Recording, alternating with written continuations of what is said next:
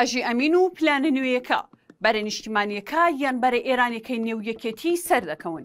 کۆنگرەی پێنجەمی یەکێتی نیشتیمانی کوردستان خاڵی جاکەرەوەی نێوان دوو خەتی نوێی سەرکردە و باڵەکانی ئەو حیزبە بوو.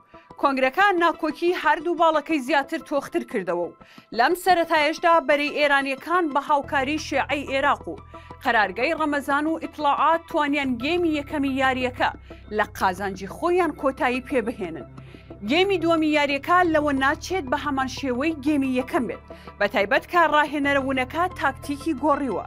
کۆنگرەی پێنجەمی یەکێتی لەو هەموو کۆنسوڵ و نێردە و نوێنەرایەتیە بیانیانەی کە لە کوردستاندا هەن تەنها ئێرانیەکان ئامادەی بوون، بەڵام ئێرانیەکان وەکو میوان نەهاتبوون، بەڵکو وەکو خانەخوێ و چاودێر هاتبوون.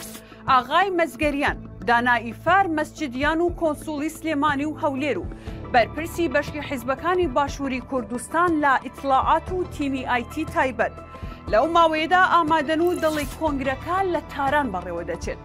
سەردانی بافڵ تاڵەبانی بە 8 ڕۆژ پێش کۆنگرەکە و بەیعەتدان لە تاران و لە بەردەم شەمخانی و مەحمودیان و قاعانی بەوەی سلێمانی ئوستانی سێزەیەمی ئێران و ویلایەتی ڕاستی شیعەیە.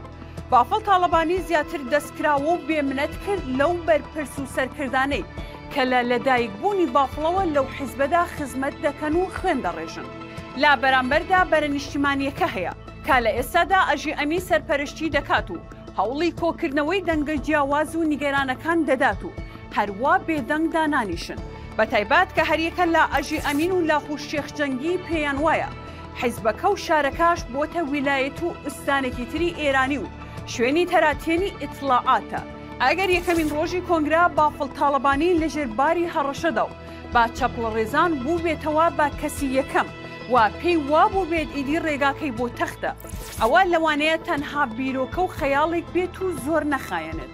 ئەرکی بەرپرسی ئاژانسی زانیاری قورس و گران و استراتیجیە، بە تایبەت کا کۆکەرەوەی باڵی جافەکان و هەورامیەکان و گەرمیانی و لاهوریەکان و ئەندامانی ئەنجومەنی بەرژەوەندیەکان و ئاڕاستەکردنیانە بە یەک ئاڕاستی دروست کە هێنانە دەرەوەی یەکێتی و سنوورەکەیە لە بندەستی ئەو کەسەی کە هەموو مێژووی کاری ئەو تەنها 2 ساڵە. لەگەڵ قورسی ئەرکەکەی و بەپێی ئەزمموی کار و پێشینەی ئەژی ئەمین پێی دەکرێت و پێدەچێت هەوڵ و هەڵمەتەکەی سەرکەوتوو بێت. بەو پێی هەر لە ئێستاوە هەوڵەکان لە ناوخۆ و دەرەوە دەستیان پێکردووە و ئەو تیمەشی لە دەوری یەک کۆبوونەتەوە زانیاری و پشتیوانی هێز و دارایی و پەیوەندی نێودەوڵەتیشیان هەیە.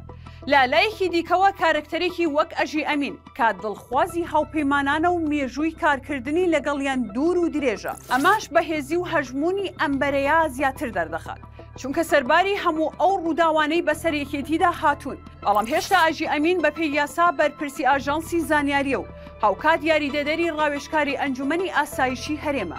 هەموو ئەمانە و توانستی ئەژی ئەمین وەک کەسایەتێکی هەواڵگری و لە ئێستاشدا سیاسی وا دەکات ئەو بەرەیەی ئەو کۆی دەکاتەوە هێندە فراوان بێت، نە لە ڕووی سیاسی و نە لە ڕووی پشتیوانی نێودەوڵەتی و هەواڵگریشەوە لایەنە ئێرانیەکە دەروەستی نەیەن. بە تایبەت کە ئێستا ڕکابەریەکە لە نێوان بەرەی نیشتیمانی و نێودەوڵەتی لەلایەک با سەرپەرشتی ئەژی ئەمین و لایەکی دیکەوە بەرەی بافڵ و ئێرانیەکاندایە. گرفتی سەرەکی بەردەم داهاتووی بافڵ تاڵەبانیش جگەل لە ئاڵنگاڕیەکانی ئەمبەرەیە کێبڕکێ و ئاڵنگاریەکانی قوبات تاڵەبانی برایشی دەبێت کە هەر لە ئێستاوە لیستی خۆی لە کۆنگرا جیا کردوێتەوە. جگەل لە قوبا شانازی پوری و کەرکووکیەکانیش تەحەدی و سەرئێشەیەکن کە لەوانەیە هەر بافڵ خۆی ئازارەکەی بچێژێت.